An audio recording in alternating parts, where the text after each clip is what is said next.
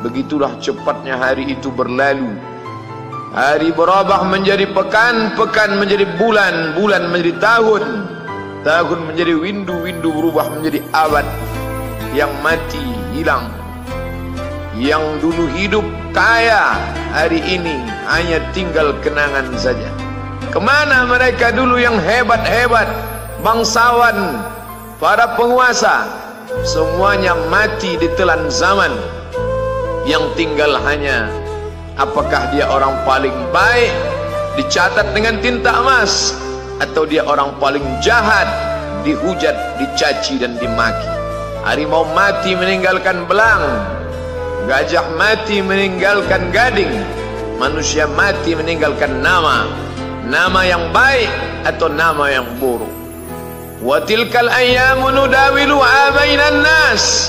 Demikianlah hari demi hari kami pergantikan di antara manusia. Untuk apa hari ini dirubah Allah Ta'ala? Mengapa hari ini datang silih berganti dan kita ada di dalam zaman itu? Liya'lamallahu alladhina amanu.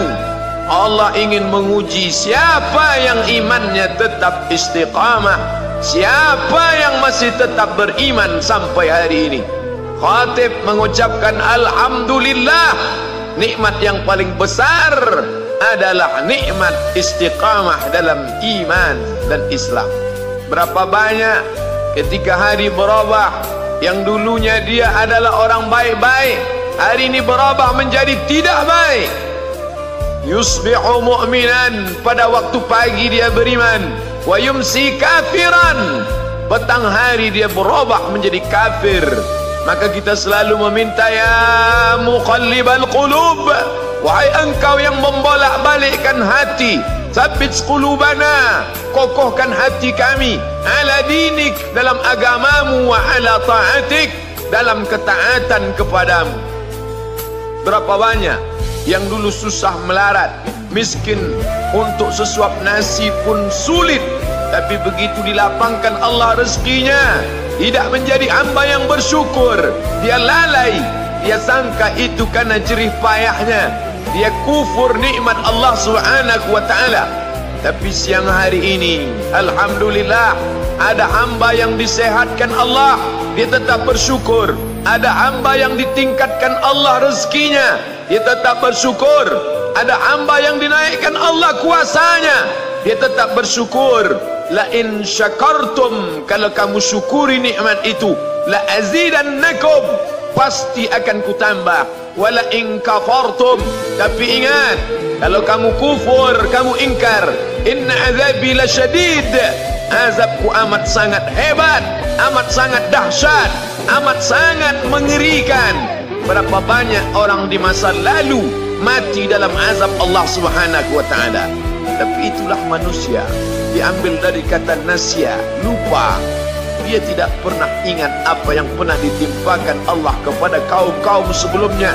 Wa ila samud akhahum salihah, kepada kaum Samud diutus Nabi Saleh. Mana mereka sekarang?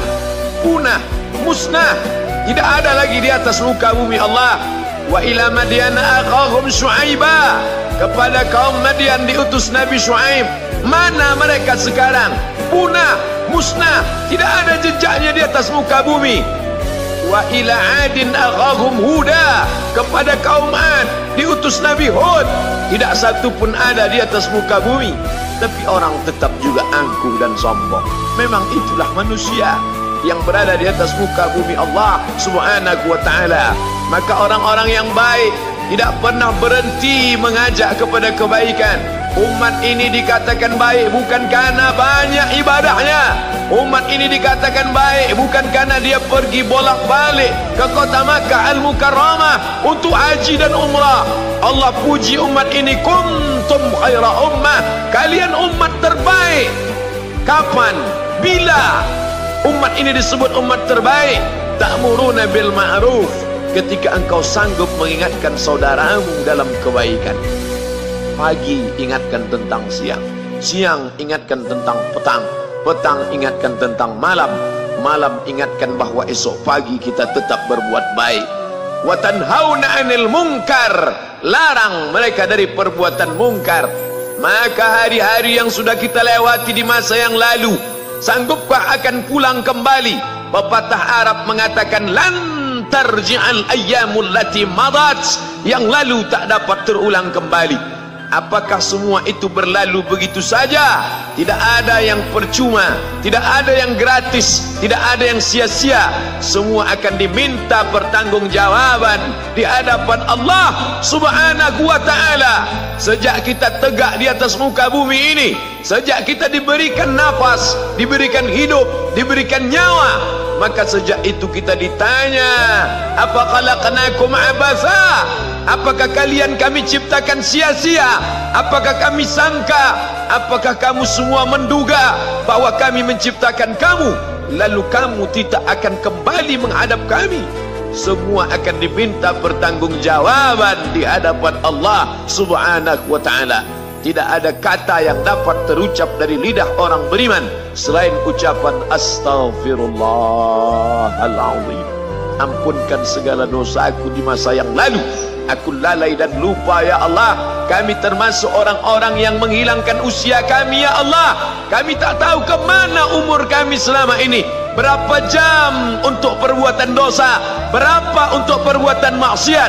Padahal ketika tiba masanya, kami semua akan menghadapmu, dan pada saat itu semua akan dihitung menit demi detik.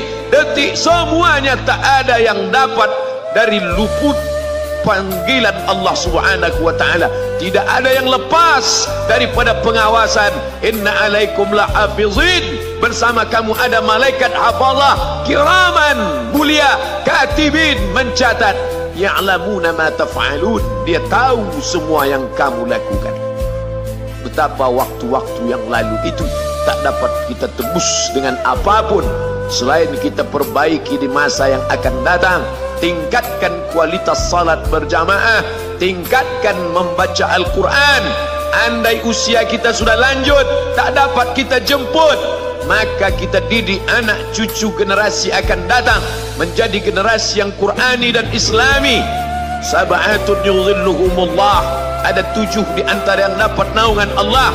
Yauma la dhilla illa dhilluh, hari itu tidak ada naungan kecuali naungan Allah Subhanahu wa ta'ala. Di antara yang mendapat naungan itu adalah syabun, anak muda, nasya'at fi ibadatillah, anak muda yang tumbuh beribadah kepada Allah Subhanahu wa ta'ala.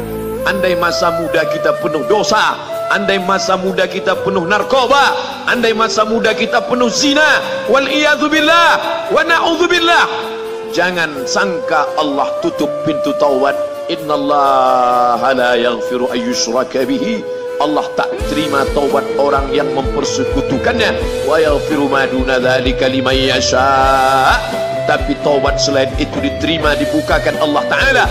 Mari perbaiki anak menantu, cucu, kawan, sahabat, andai talat, ajak ke jalan Allah Subhanahu wa ta'ala. Itulah salah satu memperbaiki yang masa lalu, kita perbaiki di masa yang akan datang. Di antara tujuan Allah mengapa dia buat kita masih hidup di akhir tahun ini, liya'lamallahu allazina amanu, Allah menguji siapa yang masih tetap dalam istiqamah iman dan Islam. Tujuan kedua, mengapa Allah buat kita hidup sampai hari ini?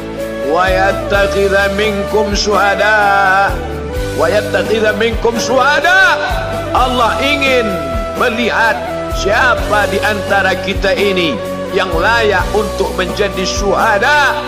Iskariman, hidup mulia, au mut syahidan, atau mati syahid. Pilihan orang Islam tidak banyak. Kalau hidup, hidup mulia. Kalau mati, mati syahid. Jangan hidup hina, mati terlunta-lunta, tidak diterima Allah Subhanahu wa ta'ala. Hidup mulia atau mati syahid dipersaksikan oleh para malaikat.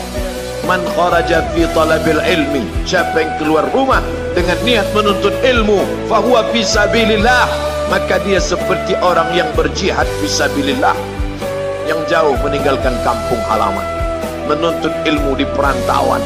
Jangan kau sangka kau anak yang terbuang, engkau adalah seorang syahid. Andai mati dalam perjalanan, maka matimu adalah seorang yang mati syahid. Mencari rezeki yang halal, meninggalkan anak dan istri, demi untuk memberikan nafkah, menjaga diri dari riba, menjaga diri dari haram, menjaga diri dari syubhat. Ditinggalkan anak yang masih kecil, istri yang memerlukan kasih sayang.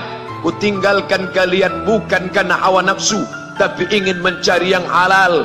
Tetesan air mata, penuh keringat dan kerinduan, munajat di tengah malam, dibayar Allah Ta'ala dengan tetesan darah seorang syahid.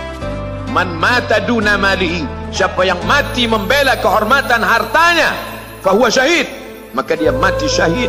Betapa seorang yang susah melarat hanya untuk menjaga diri dari yang haram dan syubhat, Allah muliakan dia. Inna akramakum indallah, yang paling mulia di antara kamu di sisi Allah, atqakum, yang paling takut kepada Allah. Ramai kita di rumah Allah ini, yang paling kaya kah yang paling mulia? Tidak. Yang paling ganteng dan paling hebat kuasanya kah yang paling mulia? Bukan. Yang paling berilmu, buya, kiai, ulama, apakah dia yang paling mulia? Tidak ada jaminan. Tapi yang paling takut kepada Allah Subhanahu wa ta'ala, takut terjerumus dalam riba, takut terjerumus dalam syubhat, takut makan haram, sehingga dia biarkan dirinya dalam kesusahan, susah dalam pandangan manusia, melarat dalam pandangan orang kaya, tapi hidup mulia dalam pandangan Allah, para malaikat, nabi dan rasul.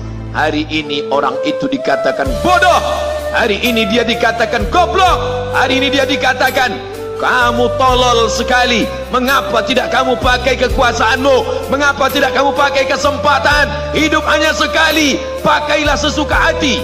Tapi dia takut kepada Allah Subhanahu wa ta'ala. Pagi dan petang dia katakan, Allahumma ajirna minan nar, Allahumma ajirna minan nar, Allahumma ajirna minan nar. Selamatkan kami, aku, istriku, anakku, keluargaku dari api neraka ya Allah.